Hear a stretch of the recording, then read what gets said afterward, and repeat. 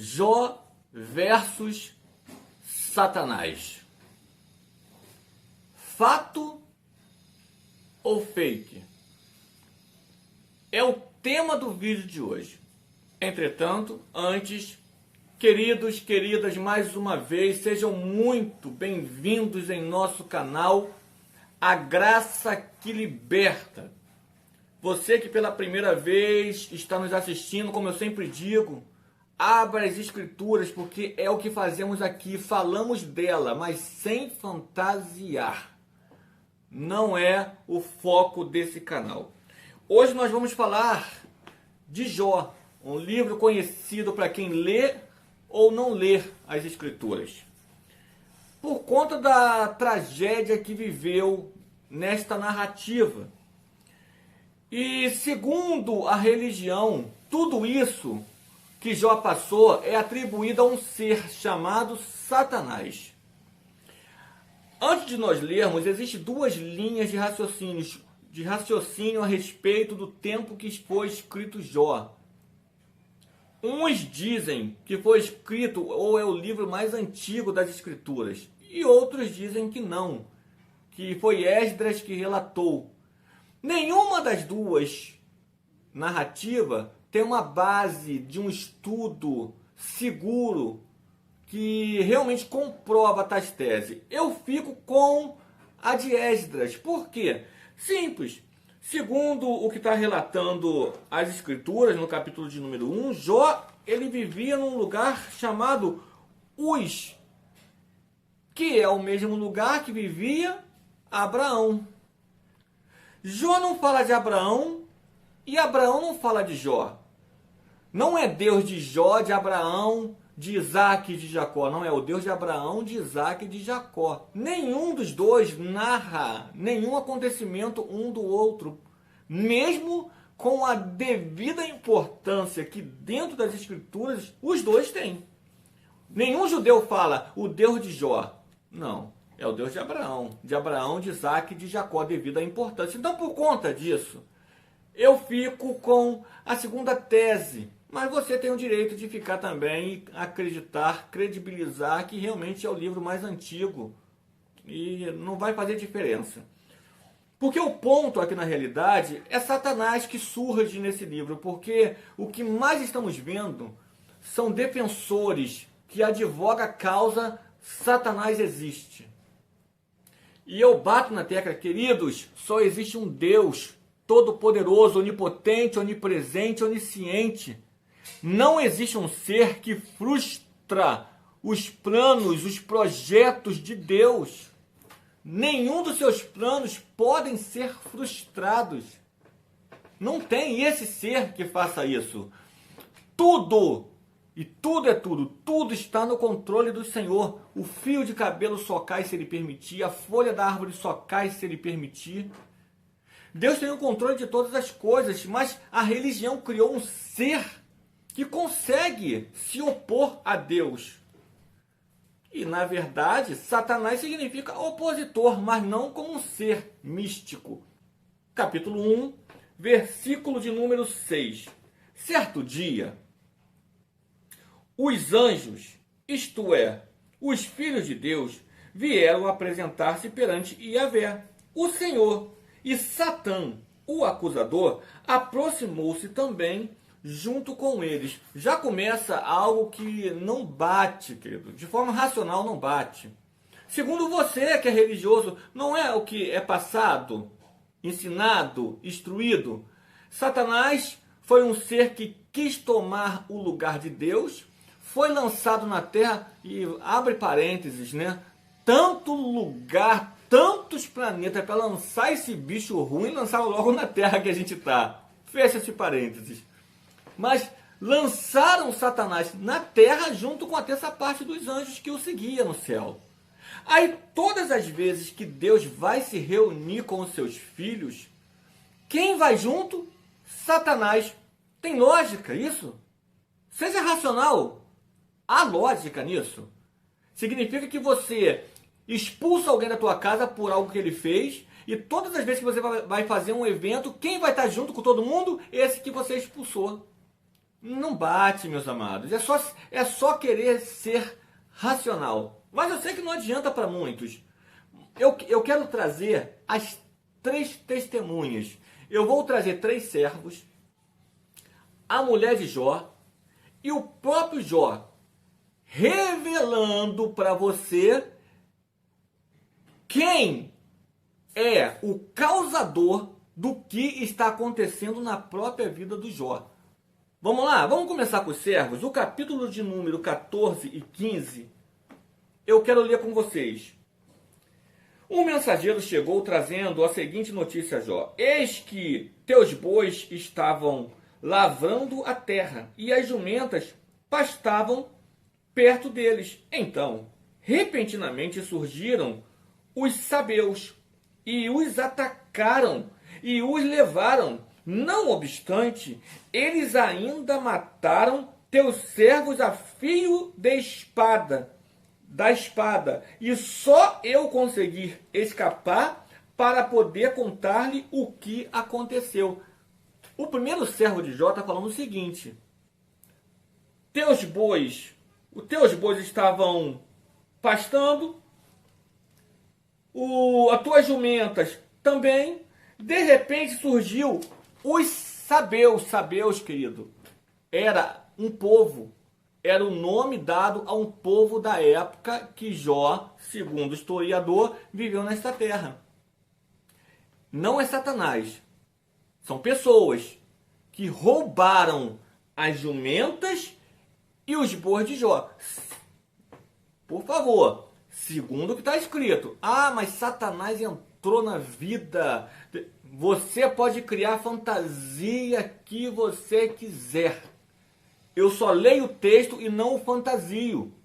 Segundo o primeiro servo, quem pegou as jumentas e os bois do Jó foram os sabeus, que era um povo que residia na época próximo a Jó e cresceu o olho no boi dele. Essa é a narração que eu leio aqui. Se você querer fantasiar, tudo bem. Vamos ao segundo servo, porque tem 3 testemunhas, 3 servos, a mulher de Jó e o próprio Jó. Segundo servo, está no versículo de número 17. Lê aí. Enquanto ele ainda explicava o ocorrido, veio outro mensageiro e disse: os caldeus era outro povo da época de Jó. Falou dos sabeus, que roubou as jumentas e roubou os bois. Agora está falando dos sabeus, ou dos caldeus. Os caldeus dividiram-se em 3 grupos, atacaram os camelos e os levaram. E ainda mataram os teus servos ao fio da espada. Só eu escapei para trazer esta notícia. Estamos vendo até agora que não há uma manifestação de Satanás aqui. Mas, Alexandre, você não está entendendo. Satanás usou esses homens para que isso acontecesse. Satanás entrou nesses homens e fez com que eles fizessem essa maldade. É isso que você entende? Rasga das escrituras, da Bíblia que você tem aí na tua casa ou na tua mão, Marcos capítulo de número 7, com uma fala de Jesus. Quer saber o que ele fala?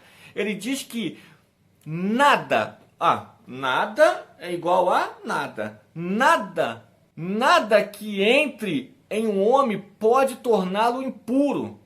As maldades saem do coração do homem. Rasguem, porque Jesus falou que nada que entra faz você ser impuro. Você só é impuro porque isso já sai do teu coração.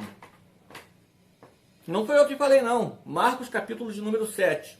Vai lá e rasga. Voltando para cá, vamos para o terceiro servo, porque tem o terceiro servo de Jó. Vamos ver o que ele fala? Capítulo de número 1, versículo 16. Capítulo 1, verso 16. Enquanto o mensageiro ainda estava falando, chegou outro e exclamou. Vou botar na tela para você ler comigo. Não, eu quero que você leia. Eu vou repetir. Enquanto o mensageiro ainda estava falando, chegou outro e exclamou: fogo de Satanás? Não, querido, está escrito fogo de Deus caiu do céu e incinerou as ovelhas e os servos e os consumiu. E eu fui o único sobrevivente e vim lhe informar o que ocorreu. Sabe quem queimou as ovelhas e os servos de Jó? Segundo o que está escrito, segundo o testemunho, a mensagem do servo que foi a Jó. Não eu, foi Deus. Fogo de Deus. Não, irmão. Na verdade, ele confundiu. Para de criar fantasia, queridos. Para de criar fantasia. É mito. É mito. Vamos continuar. Vamos ver o que falou a mulher de Jó. Capítulo de número 2. Versículo de número 9 e 10. Então, sua mulher lhe disse: ainda retens tua sinceridade? Amaldiçoa a Deus e morre. Mas ele lhe disse: quem? Jó falou à sua mulher: como fala qualquer doida, assim falas tu. Recebemos o bem de Deus e não receberíamos o mal? Olha o que Jó está falando. Quem trouxe o bem a ele foi Deus. E quem trouxe o mal, Jó? Quem trouxe o mal? Satanás? Não, foi Deus. Olha o reconhecimento, querido. Quem está vivendo toda a tragédia reconhece e atribui a quem de fato é o ocorrido. Alexandre está falando que é Deus que permitiu, sim. Mas antes de concluir isso, permita-me ler a terceira testemunha que eu falei que eram 3. Já falei dos servos, já falei da mulher. Quero ler a terceira, o próprio Jó. Capítulo 1, versículos de número 21 e 22. Exclamou em oração: nu deixei o ventre de minha mãe e nu partirei da terra. Quem te deu tudo, Jó? Está escrito. Iavé deu, Iavé tomou. Louvado seja o nome do Senhor. Queridos, eu sei que você criou o ser, mas eu estou te mostrando que nas Escrituras, o próprio Jó, a mulher de Jó e os servos de Jó atribuem todo esse acontecer a quem? A Deus. Alexandre, mas me diz uma coisa. Eu sei que você está sendo louco, insano, mas me tira uma dúvida assim mesmo. Qual foi então o propósito de Deus para isso ocorrer? Oh, querido, é só você parar de ler texto sem contexto. Vai lá no versículo de número 40, no capítulo de número 42, versículo de 1 a 5. Eu quero ler com você a conversa de Jó com Deus, depois que Deus fala as grandezas de tudo que ele é para Jó. Quando chega no capítulo 42, Jó resolve se pronunciar a Deus. Olha a pronúncia de Jó. Então Jó abre seu coração diante de Deus e declara: sei que podes realizar tudo quanto desejares. Absolutamente nenhuma das tuas ideias e vontades serão frustradas. Tu questionaste: quem é este que sem conhecimento obscurece o meu conselho? De fato, falei do que não entendia e abordei assuntos sobre modos complexos sem a devida sabedoria. E tu ordenaste: agora, pois, ouve-me, e eu falarei, eu te questionarei, e tu me responderás. De fato, meu ouvido já tinha ouvido a teu respeito, contudo, agora os meus olhos te contemplam. Uau! É aqui que está a grandeza. Jó só conhecia Deus de ouvir falar, nunca teve uma experiência com Deus. Jó, até o capítulo 42, era como muitos crentes teólogos são hoje. Conhece Deus, mas só de ouvir falar. O que você mais vê, os comentários que você mais lê, são pessoas que, entre aspas, tá? Falam muito bem sobre Deus, mas não falam nada de Deus. Alexandre, tem diferença? Tem. A começar, só fala sobre quem está fora, mas fala de quem está dentro. Eu não consigo compreender você que diz amar a Deus, conseguir colocar um opositor para Ele. Deus é superior a tudo, tudo pode, tudo faz, tudo vê, onipotente, onipresente, onisciente, todo poderoso. Nada, Jó está falando aqui que nada pode frustrar os projetos, os propósitos, a vontade de Deus. Nada, querido. Deus é supremo, superior, altíssimo. Aí você me coloca um ser caído que consegue destruir, eliminar, parar, travar os projetos de Deus. Você fala bem sobre, mas você não fala de Deus. Deus é todo poderoso e ponto. Só existe um Deus. Não para a religião que pregou esse ser que nunca existiu. E para fechar, queridos, o vídeo, para não ficar muito longo, não esqueça, foi para a liberdade que Cristo te libertou. Nenhuma condenação há para você que está em Cristo Jesus. E mais, nada te separará do amor de Deus que está em Cristo Jesus. Ah, Alexandre, mas eu falei, eu me desviei. Querido, filho, uma vez filho, sempre filho. Se você falhou, você vai colher as suas falhas, mas isso não vai fazer você deixar de ser filho de Deus. Isso não vai fazer você deixar de ser filho de Deus. Receba essa palavra, graça e paz.